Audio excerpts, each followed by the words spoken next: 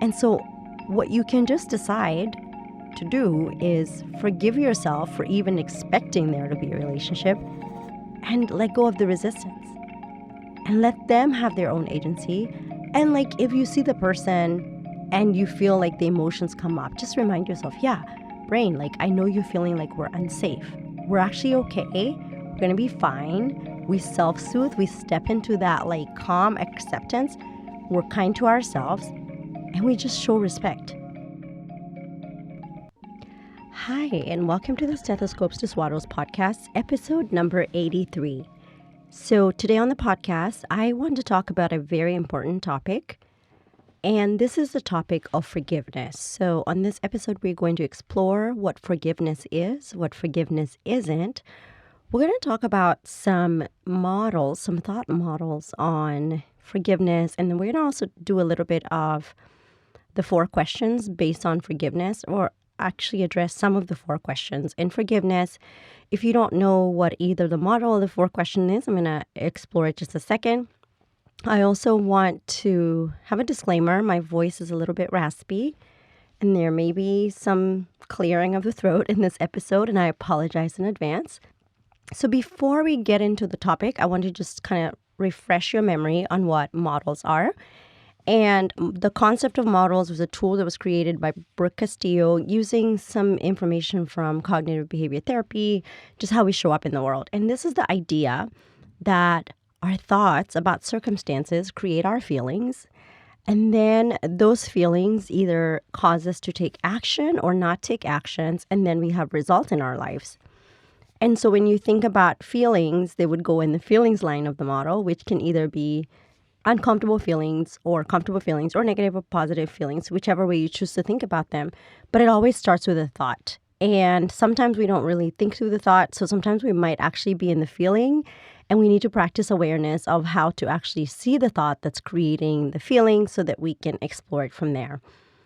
And then what I want to explore as far as the 4 questions is, when we think about this topic, is literally just the last 2 questions of the 4 questions, which are part of the work of Byron Katie.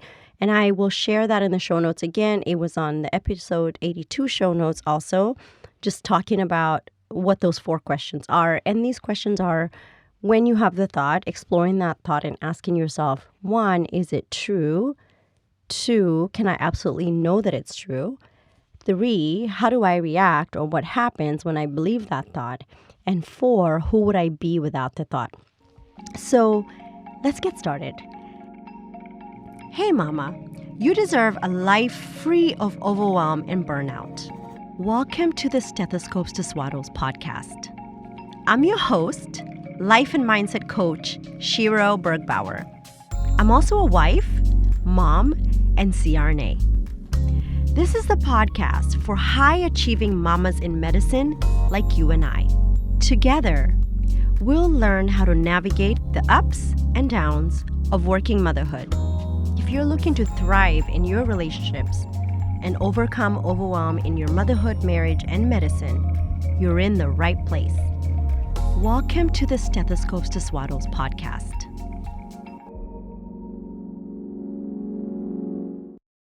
So first, I wanted to define what forgiveness is based on my favorite, the Merriam-Webster dictionary.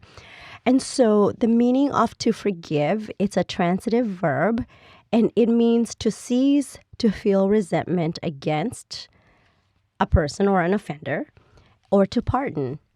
And then the psychologist's definition of forgiveness, they define forgiveness as a conscious, deliberate decision to release feelings of resentment or vengeance towards a person or group who has harmed you, regardless of whether they actually deserve your forgiveness. Just as important as defining what forgiveness is, though, they actually asked us to explore why we should understand what forgiveness isn't. And so psychologists will say, or those that teach on forgiveness will say, that when you forgive, you don't gloss over or deny the seriousness of the offense that was against you. And I remember years ago, Oprah Winfrey shared a thought that came from one of her guests on her show. And she basically was like, forgiveness is letting go of the hope that the past can be changed. And I think this quote is most often misattributed to other people, but I believe she attributed it to Gerard Jampolsky, but it doesn't really matter. And so many other people have been given this like accreditation. But either way, it's just giving up the hope, all the hope of a better past. Like it's like saying we can't go back to the past and erase it or delete it or pretend that it didn't happen. So forgiveness does not mean forgetting. I mean, ideally, based on your religious beliefs, you may want to consider forgive and forget, but forgiveness is not the same as forgetting, and it does not mean condoning or excusing offenses. And now, and this is so important, right? Although forgiveness can help us repair damaged relationship, it doesn't obligate you to reconcile with the person who hurt you or release them from legal accountability. So basically, when we forgive somebody, we're not giving them a hall pass to just go do the things. We're just saying, I know that the past can't be changed and I don't want to feel this emotion again. And years ago, and I have reread this book recently, I read a book on forgiving by the late Archbishop Desmond Tutu and his daughter Mfo Tutu. And I wanted to share some insights on his perspective of forgiveness. And if you're not familiar who the late Archbishop is, he was very instrumental in bringing about peace and reconciliation in South Africa after the apartheid regime and getting both sides to sit at the table and have conversations of dialogue to move the country forward. So, and he also in this book shares a lot of his own work and his daughter's own work on their perspective of forgiveness. And I really love this book because it gives like so many practical exercises. And I usually have my clients who are struggling with forgiveness read this book. So I'll include it in the show notes if you might be interested in just reading it. And so I'm sure 3 key things that the Archbishop shared. And these are: 1, without forgiveness, we remain tethered to the person who harmed us. We're bound with chains of bitterness, tied together, trapped. Until we can forgive the person who harmed us, that person will hold the keys to our happiness. That person will be our jailer. When we forgive, we take back control of our own fate and our feelings. We become our own liberators. We don't forgive to help the other person. We don't forgive for others. We forgive for ourselves. Forgiveness, in other words, is the best form of self-interest. This is both true spiritually and scientifically. The second one, he shares 2 simple truths. 1 is that there is nothing that cannot be forgiven, and 2, that there is no one undeserving of forgiveness. The last point, he says, in our own ways, we are all broken, and out of that brokenness, we hurt others. Forgiveness is the journey we take towards healing our broken parts. It's how we become whole again. And on my honeymoon in 2014, my husband and we got to visit Robben Island. And again, brief history lesson, the late Nelson Mandela spent quite an amount of time on Robben Island when he was jailed during the apartheid time. I want to just verify the time frame because it was a long time. We got to visit the cell in which he was held in. I'm going to verify that. So he was imprisoned for 27 years, and he spent 18 years on Robben Island. And to just explore to you like what it feels like to be in Robben Island, it's located on Table Bay in South Africa. It's about 11 kilometers from Cape Town. And basically, they used it to incarcerate political prisoners. The Dutch settlers were the first to use this area as a prison, and then over the period of apartheid, political prisoners were held there. When Nelson Mandela was in this prison, it was very uncomfortable. Actually, you know what? I'm going to find the picture of his prison cell and include it in the show notes. And I remember when, again, this period of my life was very, very young, but I still remember like the day Nelson Mandela came back home from the prison. I just remember all the songs that used to play on the radio. one of my favorite songs was Bring Back Nelson Mandela. Anyway, I digress. And on February 11th, 1990, gosh, I was 7 years old. I thought I was older than that. He was released from this prison. And, when Mandela got out of prison, he had to meet President F.W. de Klerk, and they had to go through this whole reconciliation. The whole world was watching because this man had been in prison for, now what turned out to be almost a third of his life, right? And when he got out, the idea of forgiveness came up. It was almost hard to believe, like, how can you forgive somebody that jailed you for 27 years?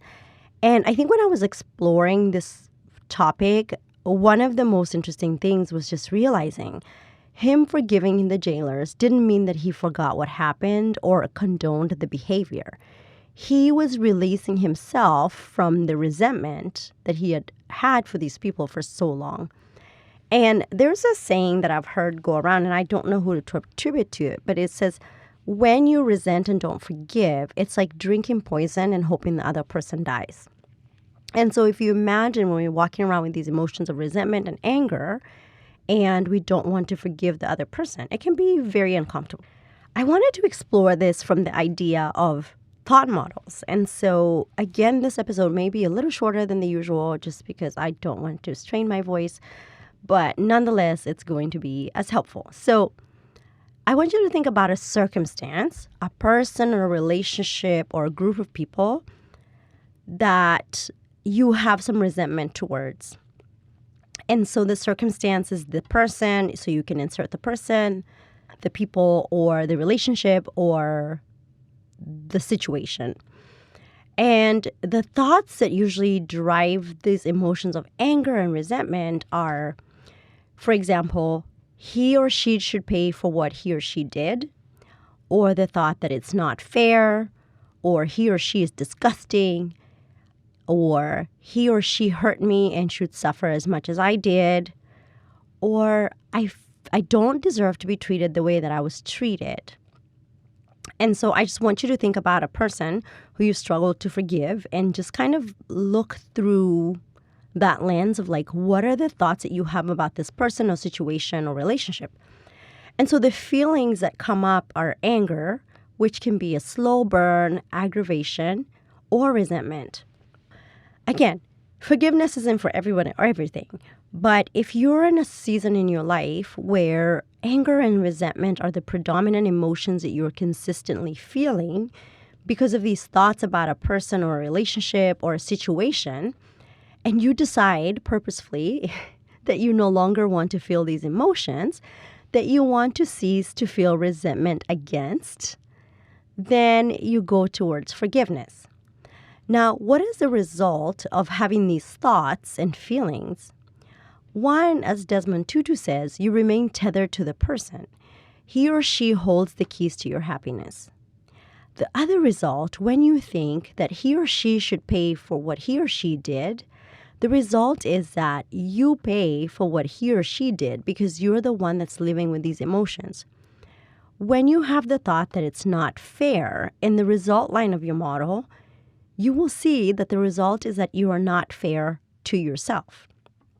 Or the thought that he or she hurt me and should suffer as much as I did, then because of feeling anger and resentment consistently and showing up in your life, right, you will hurt yourself and suffer more. Because what are the actions that you will be doing if you're feeling anger or resentment, right? It could be stonewalling, never speaking to the person, telling other people bad things about this person, refusing to have diplomatic dialogue with this person, refusing to ever speak to them again, telling everybody what a horrible person they are. But the result you create only creates more negative results in your life because you're living in anger and resentment. Again, if you're in a situation where you feel that somebody hurt you and you're kind of indifferent about it, right, then you don't really need to forgive them because you're not angry or resentful. You've actually kind of done it. It's just like you haven't made a proclamation like, oh my God, I forgive this person. What I wanted to explore, just going through the 4 questions, is when you believe the thought, for example, he or she hurt me and they should suffer as much as I did, how do you react? What happens when you believe that thought, right? So with this question, what you begin to notice is internal cause and effect. You can see that when you believe that thought, you have this emotion of anger and resentment. So how do you treat yourself when you're angry and resentful? When you believe the thought that they should suffer as much as you did, right? Then now you think about who would you be without the thought? And that sends us into the intentional model, which is the model where we decide the emotions we want to feel or the predominant thoughts we want to have about the person, situation, circumstance in order to have a different result. So again, the circumstance remains the same, which is the relationship with this person or this person in general or the situation.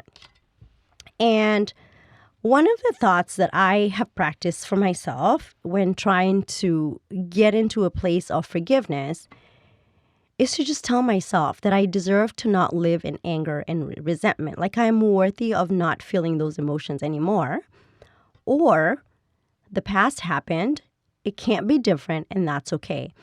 And I haven't gotten into the concept of the latter thoughts in this podcast, but it's the idea like you can't go from, this person hurt me and should suffer as much as I did to, oh, I forgive them and I'm willing to just be, right? So these are just little ladder thoughts. The other one could be just exploring the thought and just saying, I'm having the thought that he or she is the problem and I'm willing to take responsibility for how I show up.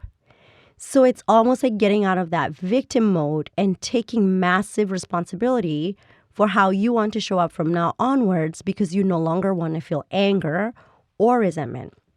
So what are the feelings that these thoughts can create? It could be contentment, right? Which is calming. It could be acceptance, like accepting that the past happened and it can't be changed, right? It could be empathy. It could be just being in awareness. Yeah, of course they would have this reaction. They felt hurt. Or of course they should behave this way because that's the information they had at the time. Or just deciding that you want to feel amiable or affable, which you want to just feel friendlier or respectful, right? So what are the actions you would take from these emotions? You would be more willing to notice your triggers, right? Because sometimes the trigger can be seeing the person and getting angry or hearing something about this person getting really upset. It could be making a decision to forgive yourself, which is the most important thing to do first. Then you can self-soothe when you feel triggered and you get into your sympathetic activation. You can just self-soothe, notice your heart rate, take deep breaths, go for a walk, right? Meditate, practice yoga, pray, do all the things you could do to self-soothe when you're flooded. Because it's kind of hard to self-soothe when you're in anger and resentment because you just keep spinning. And then you anchor in ventral safety in the presence of the other person. So when you see that person, you stay in ventral safety. You just decide for yourself, oh, this is not the snake outside the cave. I'm going to be okay. And then you practice reminding yourself that you're not your thoughts. And subsequently, you forgive the other person. And the result of deciding the thought on purpose, that you're willing to have responsibility for yourself and how you show up, and that the past happened, that it can't be different, the result is that you move forward from the past, right? So you actively decide, you know what, I don't want to show up this way in this relationship, and that's just the past, and I want to leave the past there. So I wanted to also explore, what are the benefits of forgiving somebody, right? One, which is the most obvious once you get in forgiveness, it's that you have a decreased level of anger or resentment towards the other person. You also get out of that victim mindset and you become kinder and gentler to yourself, which in turn elevates your self-worth and your being, and you become kinder and gentler to other people. You then gain freedom from what happened in the past. You're no longer, tethered to the past events and taking ownership of them as something you could have controlled or the outcome of which you could have changed. You just like sit in acceptance of, oh, I am in charge of here and I'm in charge of how I show up from now on. And that's just how I want. So I want to share a quote by Les Brown. And he says, forgive yourself first. Release the need to replay a negative situation over and over again in your mind. Don't become a hostage to your past by always reviewing and reliving your mistakes. Don't remind yourself of what should have, could have, or would have been. Release it and let it go. Move on. Now, I know this is easier said than done. And sometimes the most difficult person to forgive is ourselves, right? But just remember sometimes, right? When we're hurt, we bleed on those who didn't cut us. So when we're showing up in anger and resentment, we might be continuing to create hurt in other people who then we need their forgiveness, because then we do things that give them thoughts about us, and those thoughts make them feel angry and resentful. So then again, we become the perpetrator and no longer the victim. Again, we're not saying forgiving the person is saying, oh my God, that never happened. It's giving yourself just the decision that, oh, I'm not going to be responsible for this person's behavior or actions or anything that happens in the future. I'm just responsible for me. I'm going to share with you a little exercise that my friend Jacinta shared with me to work on forgiveness. So if you're driving, obviously, don't write this down. Pause and return to the podcast when you can write down. So the first thing is to identify the person or the act or the group of people or the relationship you need to forgive. Create a serene space in your mind. It could be a garden, a forest, a waterfall, whatever just keeps you at peace. Now write down what you're charging them for. Write down all the charges. You said this, you did this, you didn't do this, you said that, you didn't do that. Write them all down. And if it's self-forgiveness, write down what all the things you did, right? So, for example, if you're going back to your past and there are things that you did at the time in this relationship with the person, read out the charges of what that version of yourself did. Then notice all the emotions that come up. Anger, rejection, resentment. Think about all those things. Now, this is the difficult part of the exercise. I want you to think about how the other person in this scenario may have been hurt on the past, or how that old version of you, if it's forgiving yourself, was wounded. And I want you to practice extending compassion to that person who, again, was hurt. Now you're looking at them from the lens of, oh, maybe they were hurt and that's how they were showing up. So this allows you to step out of the pain and become bigger than the pain, and that person no longer defines you. And this exercise is not easy to do because it requires, again, self-reflecting and realizing that no matter how relationships evolve, we do show up in different ways that maybe we're not at our highest self at the time, or, we were showing up as wounded versions of ourselves in those relationships, and it's time to let them go. And sometimes the realization, oh, okay, this was a wounded version of myself, and this is how I want to show up differently in the future, right? The other thing that I think is so interesting, and it was something that I read from the work of David Eagleman, and he was just saying how sometimes, like our history, like the things that we think actually happened, like they didn't actually always happen the way we thought they did. Just like our brain changes the narrative, we just create a different story for ourselves. So sometimes when it's time to forgive, you might go back to that scenario and just realize, oh, actually, maybe this is actually not how it exactly happened. Like, oh, maybe it happened in a different way. And I just haven't ever looked at it like that. Like, I've never looked at it like, oh, maybe this is how I showed up. And I had this story about how I was hurt and how things happened to me. And now, I can reflect and go back in the mirror and just realize, oh, you know what? Maybe things weren't exactly the way I had imagined them to be. And it does, it gives us permission to just be like, oh, We change, people change, things happen, our memories of what happened in the past, especially if it's something you've been holding on to for a long, long time, that can have changed and evolved in your brain like so many different ways, right? So I want you to think about like a scenario, because I'm sure this is going to come up, where it's a scenario like it was a spouse did something, like let's say there was a situation of infidelity, and you've kind of made like a truce and you've decided to stay in the relationship with your partner. And then the person maybe does the thing again.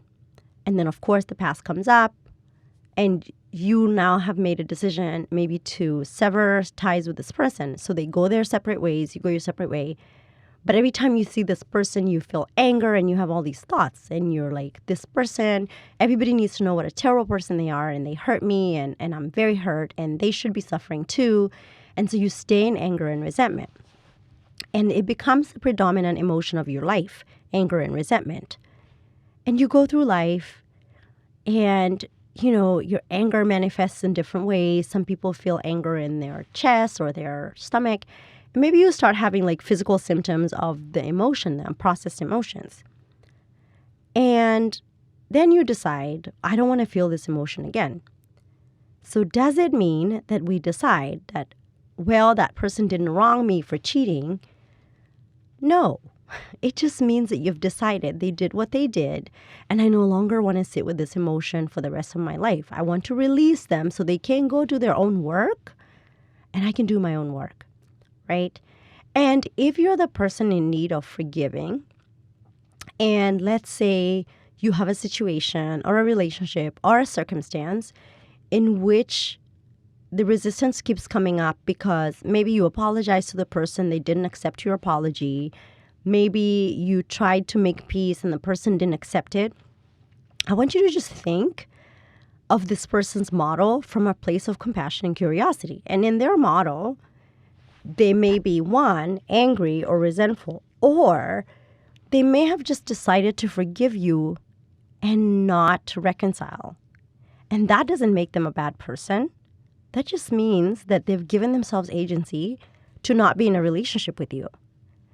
And so what you can just decide to do is forgive yourself for even expecting there to be a relationship and let go of the resistance and let them have their own agency. And like if you see the person and you feel like the emotions come up, just remind yourself, yeah, brain, like I know you're feeling like we're unsafe. We're actually okay. We're going to be fine. We self-soothe. We step into that like calm acceptance. We're kind to ourselves and we just show respect and we continue with our lives, right? Because not every apology will be accepted.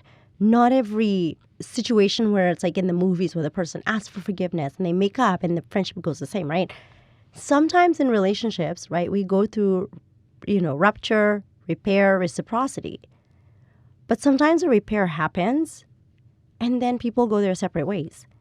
And so if this is something you're struggling with, just like make peace with the fact, like I did my part. Refrain from vilifying the other person because they're not forgiving you. Just like allow them to be. They have agency. They're human beings. They don't have to do what you want them to do. Like notice for yourself when you're trying to insist that they do things your way, right? And that they decide you decide like they need to change right now and they need to do blah, blah, blah, blah, blah.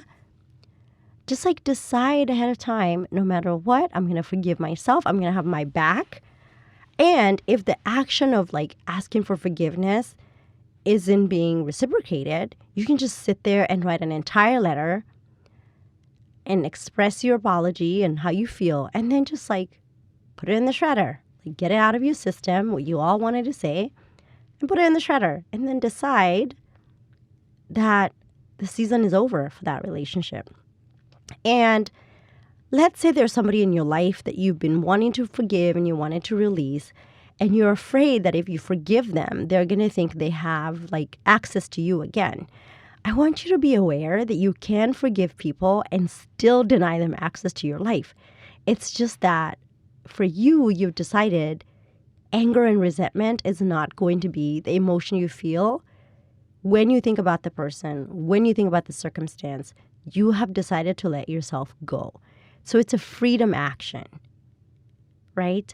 And just because forgiveness comes easy for you, don't get mad when people don't forgive you. Just let them be. That's who they are. That's how they want to show up in their journey. And that's okay. It doesn't make you a better person because you're good at forgiveness. Because again, sometimes we can have these manuals where you're like, well, I'm good at forgiving. I don't know why he can't or she can't forgive me. Just let it go, right? Notice the areas in your life where you're showing up in anger and resentment towards other people. And decide for yourself, like, is this how I want to show up for the rest of my life? Is this the highest version of me? Or can I get to neutral, right? Can I get to neutral where I'm not trying to make them change? I just want to be the best version of myself without them ever changing, without them ever even speaking to me or doing things differently. Just being like, oh, yeah, they're human, I'm human, right? And I'm willing to take responsibility for me because the past happened and it can't be different, and that's okay. So before I go, just want you to remember, if there is somebody you're struggling with forgiving and you want to consistently show up in your life in contentment, calm, acceptance, empathy, respectfulness, amiability, affability, decide on ahead of time that these are emotions you want to feel and start to forgive yourself first for holding on to it for so long, and then forgive them. And it's not easy, but it's simple. Before I go, I also want to tell you that the Archbishop has this exercise in the Book of Forgiving that he literally has you carry a rock all day in your non-dominant hand all day. Can't put it down. And the idea is for you to notice how your life is when you're not forgiving. And then you decide this is how you want to live life. So that's all I have for today. I wanted to make sure I got this episode out before I lose my voice completely. So I apologize for the hoarseness. If you have not registered for our couples workshop, it's going to be this weekend, September 24th. 2 p.m. Central Standard Time. It's going to be amazing. You should come. Join us with your spouse. Let's get your relationship on the right path. We're going to talk about the 7 secrets for making marriage work. And we're going to explore if there's some unforgiveness that is going on in your marriage that's holding you guys back. So I'll see you Saturday if you can come. If not, thank you for tuning in. And thank you for everybody who's sharing this podcast. It means the world to me. I had a person reach out to me whose sister-in-law recommended this podcast. So thank you, Laura. You're amazing. Thank you for sharing the podcast. And yeah, keep sharing because the more you guys share, the more other people get access to this information and we start to change the world. So let's go get the world, mamas. Have a great day. Talk to you next week. Bye now. I'm Shira Bergbauer, and you've been listening to the Stethoscopes to Swaddles podcast. New episodes are out every Monday.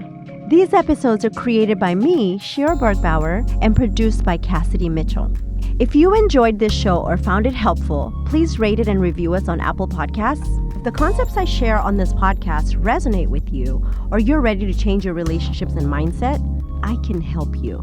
If you'd like in-depth, personalized support, I'd love to invite you to apply for my Life and Mindset coaching program.